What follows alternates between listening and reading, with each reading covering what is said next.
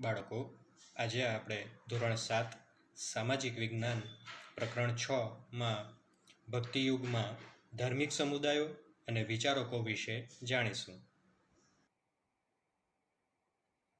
ભારતના મધ્યકાલીન સાંસ્કૃતિક ઘટનાક્રમની એક મહત્વપૂર્ણ ઘટનામાં ભક્તિ અને સૂફી ચળવળનો સમાવેશ થાય છે. આ ચળવળનો હેતુ કોઈ રાજસત્તા સામે કે રાજકીય લાભ મેળવવા માટેનો ન હતો, પરંતુ તેનું મુખ્ય પ્રયોજન અજ્ઞાન, મિથ્યાચારો, દુઃખ અને યાતનાઓથી પીડિત લોકોને સાદો, સરળ, ધર્મયુક્ત માર્ગ બતાવવાનો હતો. સંતોએ પોતાના જીવનમાં ચરિતાર્થ કરેલા ઉપદેશ જનતાને આપતા, તેથી તેમનો ઊંડો પ્રભાવ પડતો. મધ્યકાલીન સંસ્કૃતિમાં જોઈએ તો ત્યારે ભક્તિ અને સૂફી ચળવળનો ખાસ સમાવેશ એટલે કે ખાસ મહત્વ હતું.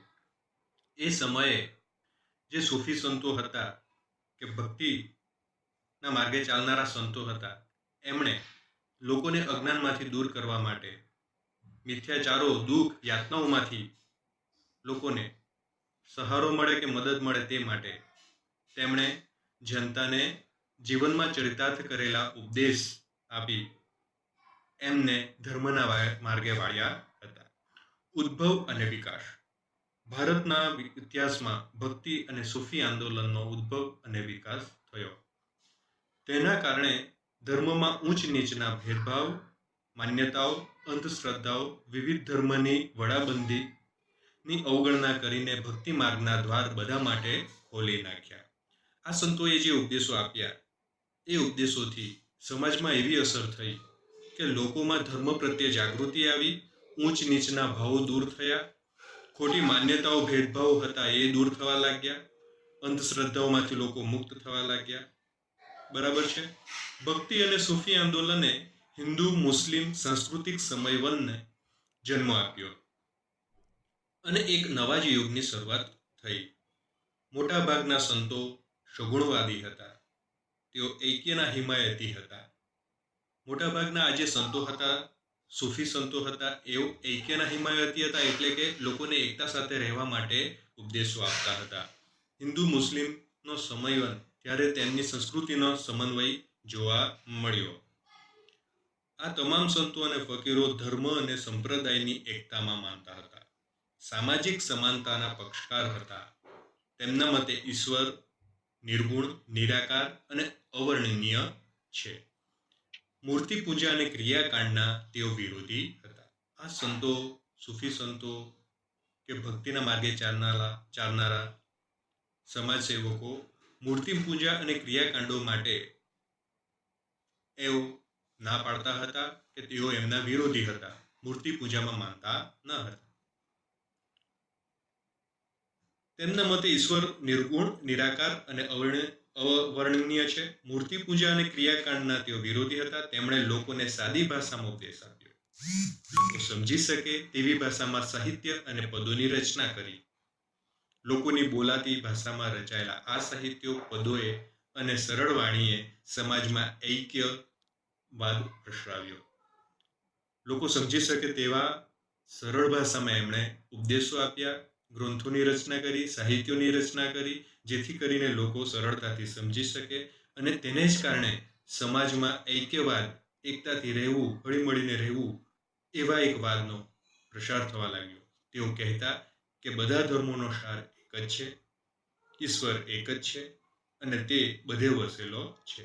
બધા જ ધર્મોનો એક જ માર્ગ છે, ઈશ્વર સાથે અનુરાગ.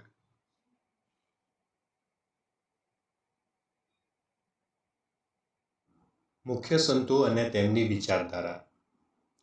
શંકરાચાર્યે દક્ષિણ ભારતમાં ધાર્મિક સુધારણાની પ્રવૃત્તિ 8મી સદીમાં શરૂ કરી. 8મી સદી એટલે કે ઈસવીસન 800માં. તેમના પછી 250 વર્ષ બાદ એટલે કે લગભગ ઈસવીસન 1000 બાદ રામાનુજાચાર્યે ભક્તિ અંગે પ્રેરણા આપી.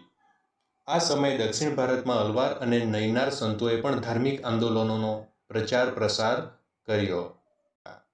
અલવાર સંતો વૈષ્ણવ હતા અને નૈનાર સંતો શૈવ હતા. ભક્તિ માર્ગના આ અનુયાયીઓએ એકેશ્વરવાદમાં માનતા હતા તેઓ તમામ ધર્મો અને સંપ્રદાયોની એકતામાં વિશ્વાસ ધરાવતા હતા અને મૂર્તિ પૂજા તેમજ ક્રિયાકાંડના વિરોધી હતા.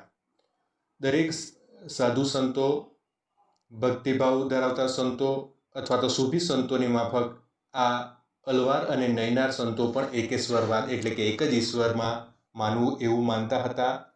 તમામ ધર્મો સંપ્રદાયોને એ લોકો એક ગણતા અને એ જ રીતે એમનો પ્રચાર પણ કરતા, પ્રસાર પણ કરતા અને દરેક ધાર્મિક સંતોની જેમ એઓ પણ મૂર્તિ પૂજા અને ક્રિયાકાંડના વિરોધી હતા. ભક્તિ આંદોલનોએ આત્મસાક્ષાત્કારના દ્વાર બધા માટે ખોલી નાખ્યા. આત્મસાક્ષાત્કાર એટલે પોતાને ઓળખવું, સાચું શું છે એ ઓળખવું અને દરેક સાથે એ રીતે હળીમળીને અને એકતાથી રહેવું. તો ભક્તિભાવ ભર્યા આ આંદોલનોએ લોકોમાં આત્મસાક્ષાત્કારના દ્વાર ખોલી દીધા. ભક્તિ માર્ગના સંતો અને ચિંતકોએ આમ જનતાની ભાષામાં ઉપદેશ આપ્યા. આ સંતો અને તત્વચિંતકોમાં કેટલાક મહાન આચાર્યો પણ હતા, જેમાં એક હતા શંકરાચાર્ય. શંકરાચાર્ય હિન્દુ ધર્મના પ્રચારકોમાંથી એક હતા. શંકરાચાર્ય જે હતા એ હિન્દુ ધર્મના પ્રસારકોમાંના એક હતા. બરાબર છે.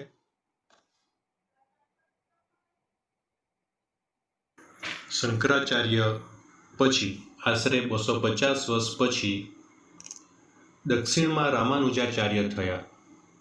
સામાન્ય રીતે એવું માનવામાં આવે છે કે ભક્તિ આંદોલનની શરૂઆત રામાનુજાચાર્યથી થાય છે. તેમણે ભક્તિ માર્ગનો સરળ ઉપદેશ આપી ઈશ્વરની પ્રાપ્તિનો સંદેશો આપ્યો. આપણે અગાઉ જોઈ ગયા તેમ શંકરાચાર્ય આશરે ઈસવીસન 800માં થઈ ગયા હતા, 8મી સદીમાં. એટલે ત્યારબાદ 250 વર્ષ બાદ લગભગ ઈસવીસન 1000 બાદ દક્ષિણમાં રામાનુજાચાર્ય થયા. એમણે લોકોને સાદી અને સરળ ભાષામાં સમજમાં આવે એ રીતે ઉપદેશ આપી ઈશ્વર પ્રાપ્તિનો સંદેશો આપ્યો અને તેથી જ તો કહેવામાં આવે છે કે ભક્તિ આંદોલનની ખરી શરૂઆત રામાનુજાચાર્યથી થાય છે. શંકરાચાર્યનું જન્મસ્થળ છે કાલદી. પિતા શિવગુરુ અને માતા અંબાબાઈ. અને રામાનુજાચાર્યનું જન્મસ્થળ છે પેરુમલતુર. પિતા કેશવ અને માતા કાંતિમતી. ભારતના પૂર્વ તરફની વાત કરીએ તો બાળકો, બંગાળમાં જયદેવ અને ચૈતન્ય જેવા મહાસંતો થઈ ગયા.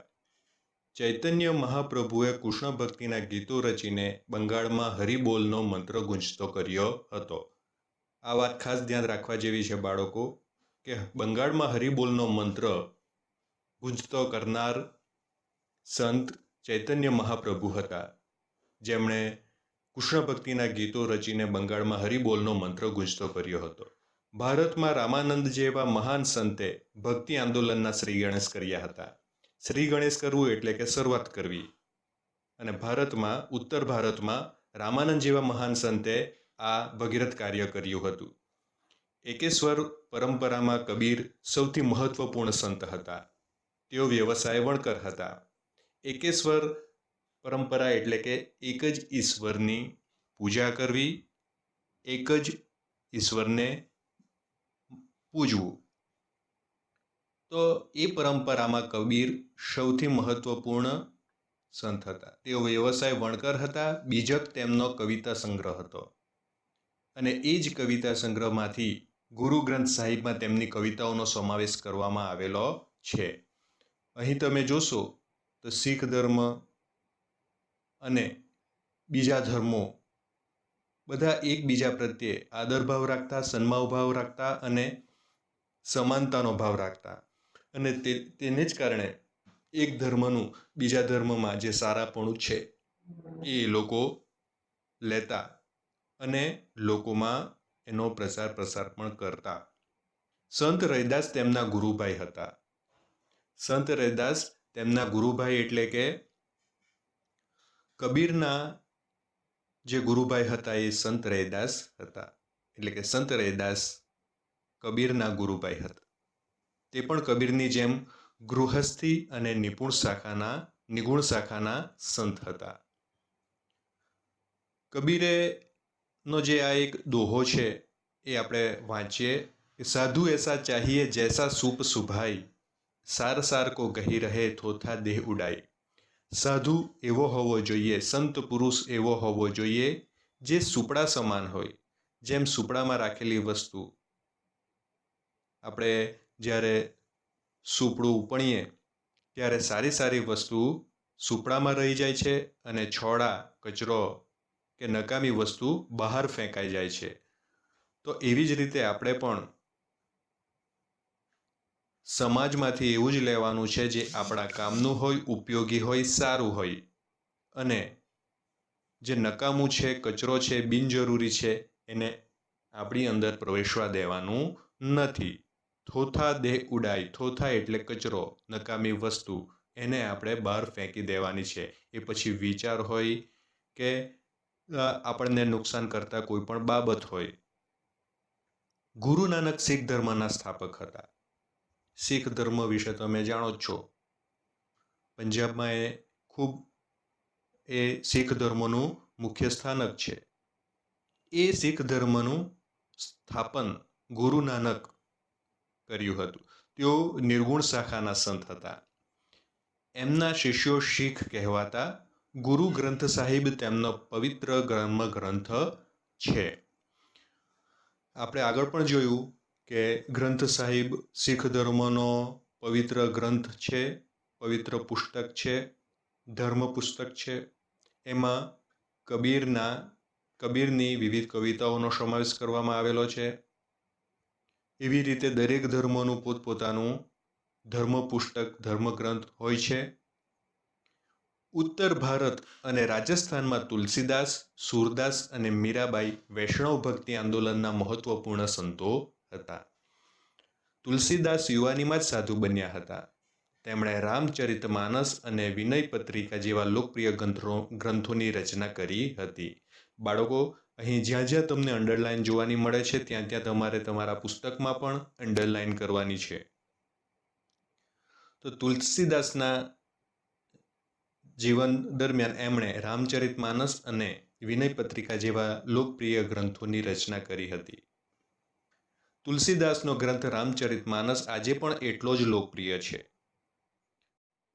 ગુજરાતમાં ભક્તિ રસથી પ્રજાને તરબોળ કરવામાં 15મી સદીમાં થઈ ગયેલા સંત નરસિંહ મહેતાનો ફાળો અનન્ય છે. નરસિંહ મહેતાને તમે જાણો છો. અનેક કવિતાઓ, દોહાઓ, છંદો એમણે લખેલા છે. બરાબર.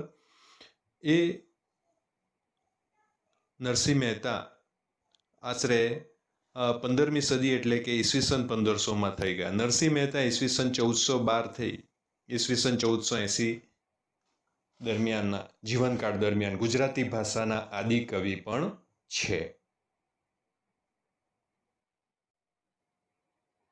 નરસિંહ મહેતા મૂળ તળાજાના હતા, જે ભાવનગરમાં આવેલું છે. બાદમાં તેઓ જુનાગઢ આવી વસેલા. તેમના જ્ઞાન અને ભક્તિપૂર્ણ પદો અને પ્રભાતિયાએ લોક જનસમાજ પર ઊંડી અસર કરી છે. તેમના ભક્તિપૂર્ણ પદો અને પ્રભાતિયા એ કૃષ્ણ ભક્તિ આધારિત હતા. કૃષ્ણને જ એઓ સર્વસ્વ માનતા. નરસિંહ મહેતાનું વૈષ્ણવજન તો તેને કહીએ એ ભજન આજે પણ લોકપ્રિય બન્યું છે. અને તમને ખબર જ છે કે ગાંધીજીનું પણ એ પ્રિય ભજન હતું. તેઓ સંસારી હોવા છતાં સંસારના રંગોથી પર હતા. સંસારી એટલે સમાજમાં જ રહેવું, અને એમનું પોતાનું પણ એક પરિવાર હતું. પણ તેઓએ સમાજના રૂપરંગ, સંસારના રૂપરંગ, દુઃખ સુખથી પર હતા. પર હતા એટલે કે દૂર હતા. કારણ કે હંમેશા તેઓ કૃષ્ણ ભક્તિમાં જ તલ્લીન રહેતા. તેમણે છૂતાછૂત તથા જ્ઞાતિભેદનો વિરોધ કર્યો હતો. છૂતાછૂત એટલે કે જાતિ પ્રમાણે ભેદભાવો હતા પહેલાંના જમાનામાં, કે અમુક જાતિઓને નીચ ગણવામાં આવતી. તેમને અડકવું, તેમના રસ્તા પરથી પસાર થવું, એમના કૂવામાંથી પાણી પીવું, એ બધું ત્યારે પાપ ગણાતું.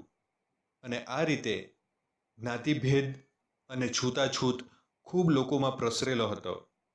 તો આવા ઊંચ નીચના ભેદ, છૂતાછૂતનો તેમણે વિરોધ કર્યો હતો. તેઓ સૌના ઘેર ભજન કરવા જતા. હરિનું ભજન કરનાર તેમને મન હરિનો જન હતો. હરિ, ભગવાન, ઈશ્વરનું ભજન કરનાર હરેક જણ સૌ તેમના માટે ભગવાનનો માણસ હતો, હરિનો જન હતો. પક્ષા પક્ષીમાં નહીં પરમેશ્વર, શ્રમ દ્રષ્ટિને સર્વ સમાન. એમનું કહેવું હતું, માનવું હતું કે પક્ષાપક્ષી એટલે કે કોઈનો પક્ષ લેવો, કોઈનો પક્ષ ન લેવો, ન્યાય અન્યાય, ઊંચ નીચના ભેદભાવ, એમાં પ્રભુ નથી, ત્યાં પ્રભુ વસતો નથી. પણ હંમેશા સર્વજનોને દુઃખી હોય, સુખી હોય, ગરીબ હોય, પૈસાદાર હોય, સૌને શ્રમ દ્રષ્ટિથી જોવા, એક સમાન જોવા, ભગવાન ત્યાં જ છે એવું એમનું માનવું હતું. તેમણે કૃષ્ણ ભક્તિનો મહિમા ગાતા કહ્યું કે શ્રી કૃષ્ણની ભક્તિના સહારે મનુષ્ય ગમે તેવી આપત્તિઓ પાર કરી શકે છે. અને એમના જીવનમાં પણ અનેક એવા પ્રસંગો છે કે જ્યારે એમના જીવનમાં પડેલી મુશ્કેલીઓ ભગવાને ખુદ પૃથ્વી ઉપર આવીને નિવારી હતી. તેમનું જીવન આનું ઉત્તમ ઉદાહરણ હતું. તેમના પદો પ્રભાત્ય તરીકે જાણીતા છે. રાજપૂત રાજકુમારી મીરાબાઈ મેળતા રાજવીના પુત્રી હતા. મેળતા નામનું રાજ્ય, એના રાજવીના એ પુત્રી હતા. એના લગ્ન મેવાડના રાજ પરિવારમાં થયા હતા. તે નાનપણથી જ કૃષ્ણ ભક્ત હતા. નરસિંહ મહેતાની જેમ મીરાબાઈ પણ કૃષ્ણ ભક્ત હતા. શ્રી કૃષ્ણને તે ગિરધર ગોપાલના રૂપમાં પૂજતા હતા. મીરાબાઈ એક ભક્ત કવિત્રી હતા, એક ભક્ત હતા, પણ એમના રચેલા પદો કે ભજનો એવા ઊંડી સમાજની ગૂઢ રચનાવાળા હતા કે એવા એ સમાજમાં સંદેશાઓ આપતા હતા કે એક કવિત્રી તરીકે એઓ આજે પ્રખ્યાત છે, જાણીતા છે. એટલે શ્રી કૃષ્ણના ભક્તની સાથે સાથે એઓ એક ભક્ત કવિત્રી પણ હતા. જેમ નરસિંહ મહેતાને આદિકવિ એટલે જૂનામાં જૂના કવિ, તેવી જ રીતે મીરાબાઈને પણ એક ભક્ત કવિત્રી તરીકે ઓળખવામાં આવે છે, જેમણે ગુજરાતી અને હિન્દી ભાષામાં પદો રચ્યા હતા. તેમણે રચેલા પદ નરસિંહ અને કબીરના પદની જેમ લોકપ્રિય છે. આવા જ એક સંત સુરદાસ હતા. તેઓ વલ્લભાચાર્યના શિષ્ય હતા. નરસિંહ મહેતા, કબીર, મીરાબાઈ એ બધા સંતોની જેમ, ભક્તોની જેમ એક બીજા સંત હતા સુરદાસ, અને તેમના ગુરુ હતા વલ્લભાચાર્ય. વ્રજમાં રહીને તેમણે શ્રી કૃષ્ણના પદો રચ્યા હતા. અખિલ બ્રહ્માંડમાં એક તું શ્રી હરિ, જુજવે રૂપ અનંત ભાસે. દેહમાં દેવ તું, તેજમાં તત્વ તું, શૂન્યમાં શબ્દ થઈ વેદ વાસે. આ પંક્તિમાં શ્રી હરિને જ એમણે અખિલ બ્રહ્માંડના સર્જનહાર, તારણહાર, પાલનહાર તરીકે ઓળખાવ્યા છે. એમના પદો એવા સરસ મજાની રચનાવાળા, ઊંડા અર્થવાળા, ભક્તિભાવ ભર્યા હોય છે, જેને કારણે સમાજ પર અને લોકો પર એની ઊંડી અસર પડે છે. મહારાષ્ટ્રમાં ભક્તિ આંદોલન ઉત્તર ભારતની બરાબર સાથે ચાલતું હતું. મહારાષ્ટ્ર ભારતની પશ્ચિમ બાજુએ આવેલું છે, તો એની અંદર પણ ભક્તિ આંદોલન ઉત્તર ભારતની સાથે સાથે જ ચાલતું હતું. પંઢરપુરનું વિનોબા મંદિર તેનું મુખ્ય કેન્દ્ર હતું. જ્ઞાનેશ્વર મહારાષ્ટ્રમાં ભક્તિ આંદોલનના શ્રી ગણેશ કર્યા હતા. જ્ઞાનેશ્વરે મહારાષ્ટ્રમાં ભક્તિ આંદોલનની શરૂઆત કરી હતી. ફક્ત 15 વર્ષની વયે તેમણે ભગવદ્ ગીતા ઉપરની ટીકા જ્ઞાનેશ્વરી લખી હતી. આ જ્ઞાનેશ્વર એટલા મહાન જ્ઞાની હતા કે ફક્ત 15 વર્ષની ઉંમરમાં તેમણે ભગવદ્ ગીતા ઉપરની ટીકા જ્ઞાનેશ્વરી લખી હતી. નામદેવ યુવાનીમાં અધર્મ માર્ગે હતા. અધર્મ માર્ગે એટલે પાપના માર્ગે, અનીતિના માર્ગે, ખોટા રસ્તે. પરંતુ સાચી વાત સમજતા તેઓ ધર્મના માર્ગે વળ્યા અને મહારાષ્ટ્રના મહાન સંત ગણાયા. એકનાથ પણ મહારાષ્ટ્રના મહાન સંત હતા. તેઓ ઊંચ નીચના અને નાત જાતના ભેદભાવનો વિરોધ કરતા. આપણે અગાઉ જોયું, દરેક સંત સમાનતામાં માને છે.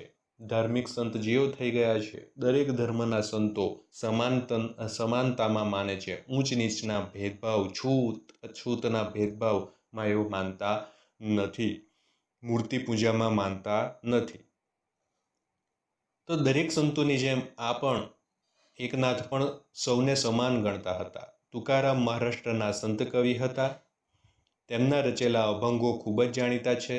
સમર્થ ગુરુ રામદાસ શિવાજીના ગુરુ હતા. એમણે આધ્યાત્મિક અને સાંસારિક જીવનને જોડવાનો પ્રયાસ કર્યો હતો. સંત ગુરુ રામદાસ એ શિવાજીના ગુરુ હતા. લોકોને ઉપદેશ આપવા તેમણે દાસબોધ નામના ગ્રંથની રચના કરી હતી. કોણે? સમર્થ ગુરુ રામદાસે લોકોને ઉપદેશ આપવા માટે દાસબોધ નામના ગ્રંથની રચના કરી હતી. અહીં કોઠાની અંદર તમે જુઓ છો એ પ્રમાણે મધ્યકાલીન સંતોનો સમયગાળો આપ્યો છે. બરાબર છે. એ લગભગ ઈસવીસન 1200થી લઈને ઈસવીસન 1600 સુધીના સંતો, કયા વર્ષમાં કયા સંતો થઈ ગયા એ સૌનો અહીંયા તમને સમયગાળો આપેલો છે. એ ધ્યાનથી તમારે જોવાનું છે. સૂફી આંદોલન.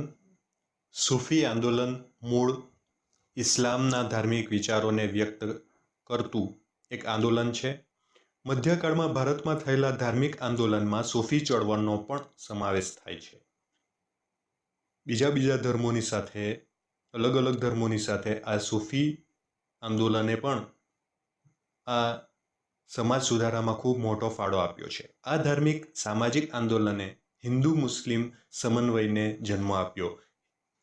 આ જે આંદોલનો થયા એમાંથી મૂળ સંદેશો હિન્દુ મુસ્લિમ એકતાનો હતો અને એમના ધાર્મિક પ્રસારમાં અને એમની ધાર્મિક માન્યતાઓમાં હિન્દુ મુસ્લિમ એક છે એવો સંદેશો ખાસ આપવામાં આવતો.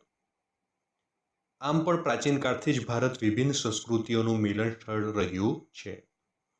આપણે જોઈએ તો પ્રાચીન સમયથી જ, આગળના સમયથી જ ભારતમાં અનેક જાતની સંસ્કૃતિઓ, સભ્યતાઓ એકસાથે હળીમળીને રહેતી. એમના પહેરવેશ અલગ હોય, બોલી અલગ હોય, એમની જાતિ અલગ હોય, એમના વાર તહેવાર અલગ હોય, સંસ્કૃતિ અલગ હોય, છતાં પણ એકબીજાની સંસ્કૃતિ, વાર તહેવારોનો આદર કરીને એમને સાથે ઉજવતા અને એકબીજાનું સન્માન કરતા. અને એ જ સંસ્કૃતિ આજે પણ ચાલતી આવી છે. સૂફી શબ્દ ઇસ્લામના ધાર્મિક વિચારોને વ્યક્ત કરે છે. ખાસ ધ્યાન રાખવા જેવું છે. સૂફી શબ્દ ઇસ્લામના ધાર્મિક વિચારોને વ્યક્ત કરે છે. તેનો મુખ્ય મત ઈશ્વર અને મનુષ્ય વચ્ચે પ્રેમનો સંબંધ સ્થાપિત કરવાનો છે. ભારતમાં સૂફી મત ફેલાવનાર મુખ્ય 4 પરંપરાઓ હતી. પહેલી છે ચિશ્તી, બીજું સુહરાવર્દી, ત્રીજું કાદરી અને 4 નક્શબંધી. સૂફી આંદોલનમાં ચિશ્તી અને સુહરાવર્દી પરંપરા ખૂબ જ લોકપ્રિય બની હતી. જે આપણે પહેલી ને બીજી છે, ચિશ્તી અને સુહરાવર્દી, એ ખૂબ લોકપ્રિય બની હતી. બગદાદના સિયાબુદ્દીન સુહરાવર્દીએ સુહરાવર્દી પરંપરાની સ્થાપના કરી હતી. અંડરલાઇન કરીને તમારે નોંધ રાખવાની છે કે સુહરાવર્દી પરંપરાની સ્થાપના બગદાદના સિયાબુદ્દીન સુહરાવર્દીએ કરી હતી. એમના જ નામ પરથી આ સુહરાવર્દી પરંપરા તરીકે લોકપ્રિય બની. અજમેરમાં મોયુદ્દીન ચિશ્તીએ ચિશ્તી પરંપરાની સ્થાપના કરી હતી. અહીં પણ તમારે અંડરલાઇન કરવાની છે કે ચિશ્તી પરંપરા કોણે શરૂ કરી હતી? આપણા ભારતમાં આવેલ રાજસ્થાનનું અજમેર, ત્યાંના મોયુદ્દીન ચિશ્તીએ ચિશ્તી પરંપરાની સ્થાપના કરી હતી. જે આજે પણ કોમી એકતાનું ઉત્તમ ઉદાહરણ છે. આ તમે જાણો જ છો કે આ અજમેરની દરગાહ જે આવી છે, ત્યાં આગળ જેટલા મુસ્લિમો જાય છે તેટલા જ બીજા ધર્મના લોકો પણ એ કબરે માથું ટેકવા માટે કે એની પૂજા અર્ચના કરવા માટે ત્યાં પહોંચે છે. તો આજે પણ આપણને એ કોમી એકતાનું ઉત્તમ ઉદાહરણ ત્યાં આગળ જોવા મળે છે. તેમના મૃત્યુ બાદ તેઓ એક સૂફી સંત તરીકે બહુ જ ખ્યાતિ પામ્યા હતા. મોઇનુદ્દીન ચિશ્તી સિવાય કુતુબુદ્દીન બખ્તિયાર, બાબા ફરીદુદ્દીન ગંજે શકર, નિઝામુદ્દીન ઔલિયા, ખ્વાજા બકી બિલ્લા અને શેખ અહમદ સરહિંદી મુખ્ય હતા. દક્ષિણ ભારતમાં શેખ બુરાદીન ગરીબ લોકપ્રિય ચિશ્તી સંત હતા. વિચારો. આપણે એ બાબતમાં વિચાર કરવાનો છે કે આપણે દરેક ધર્મ પ્રત્યે સંભાવ અને આદરભાવ શા માટે રાખવો જોઈએ. તો આપણે સમજી ગયા છીએ, જાણી ગયા છીએ અને જાણીએ છીએ કે મનુષ્ય એક સામાજિક પ્રાણી છે અને સૌથી સમજદાર પ્રાણી છે. એનામાં વિચારવાની શક્તિ છે, બુદ્ધિ શક્તિ છે, બરાબર છે, જ્ઞાન મેળવવાની શક્તિ છે. અને જે ધાર્મિક સંતો કે સૂફી સંતો કે ધાર્મિક ભક્તો સૌએ એક જ વસ્તુ પર ભાર મૂક્યો છે કે ઈશ્વર સર્વે સર્વા છે, એક જ ઈશ્વરમાં માનવું જોઈએ. અને જ્યાં ન્યાય છે, ઊંચ નીચનો ભાવ નથી, જાતિ ઊંચી કોઈ જાતિ નથી કે નીચી કોઈ જાતિ નથી, બરાબર, છૂતાછૂત નથી, ત્યાં જ ઈશ્વર છે. અને ભક્તિ અને સૂફી આંદોલનની અસરો વિશે આપણે જાણીએ, સમજીએ આગળનું પ્રકરણ. તો ભક્તિ અને સૂફી આંદોલનના સંતો, આચાર્યો, વિચારકો, ચિશ્તી સંતો વગેરેના ઉપદેશથી સમાજમાં બહારના આડંબરો એટલે કે બહારની જે ખોટી માન્યતાઓ છે કે વ્યક્તિને મહાન ગણવાની વાત છે, એવા ખોટા આડંબરો, ઊંચ નીચના ભેદ, વહેમો, અંધશ્રદ્ધા અને અનેક કુરિવાજો ઉપર અસર થઈ. ધર્મનો સાચો અર્થ સામાન્ય માણસ સમજી શક્યો ન હતો, તે હવે સમજવા લાગ્યો. જ્યારથી આ ભક્તિ આંદોલન શરૂ થયું ત્યારે સામાન્યમાં સામાન્ય માણસ પણ ધર્મ શું છે કે સાચી વાત શું છે એ સરળ ભાષામાં સમજી શક્યો. ઈશ્વર સર્વેનો છે અને આપણે તેને મેળવી શકીશું એવી શ્રદ્ધા લોકોમાં પ્રસરાઈ હતી. સાધુ સંતો અને ચિશ્તી સંતોના પ્રયત્નથી ધર્મ વચ્ચેના ભેદભાવ ઓછા થયા. આ બધા સાધુ સંતો અને ચિશ્તી સંતોએ શું કર્યું કે લોકોમાં જે ધર્મની ભેદરેખા હતી, તિરાડો હતી, દિવાલો હતી, એને તોડી પાડી.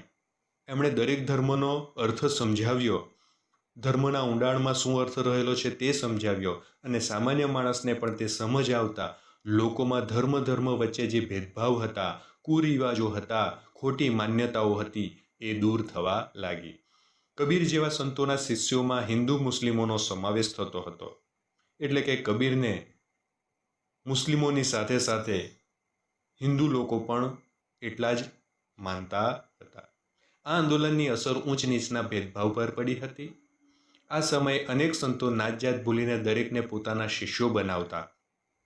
મીરાબાઈ, રૈદાસ, રસખાન વગેરે તેના ઉત્તમ ઉદાહરણો છે કે જેમના શિષ્યો કે જેમને માનવાવાળા લોકો કોઈ એક જ ધર્મના ન હતા, દરેક ધર્મના લોકો એમને માનતા, એમનો સંદેશોને સમજતા.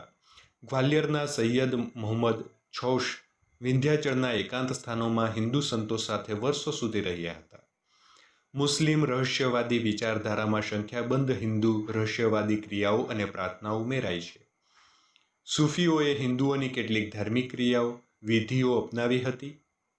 ઉદાહરણ રૂપે સૂફીવાદ એટલે કે પંથમાં દાખલ થનારનું શિરમુંડન, જન્મદિન ભિક્ષાપત્ર રાખવું, મુલાકાતીઓને પાણી ધરવું, સંગીતના મુશાયરા યોજવા એ વગેરે ધાર્મિક ક્રિયાઓ અથવા તો હિન્દુ લોકોની પરંપરાઓ આ સૂફી સંતોએ અપનાવી હતી.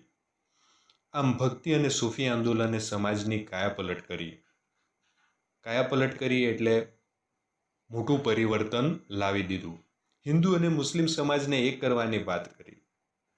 દરેક સંતે સંભાવ, સદાચાર અને ભાઈચારાની વાત કરી.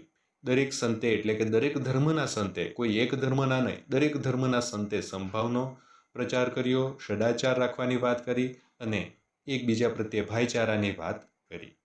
આમ પણ ભારત દેશ અનેક સંસ્કૃતિઓ અને ધર્મોનો આશ્રય સ્થાન રહ્યો છે. આશ્રય સ્થાન એટલે કે પાલન પોષણ કરનાર.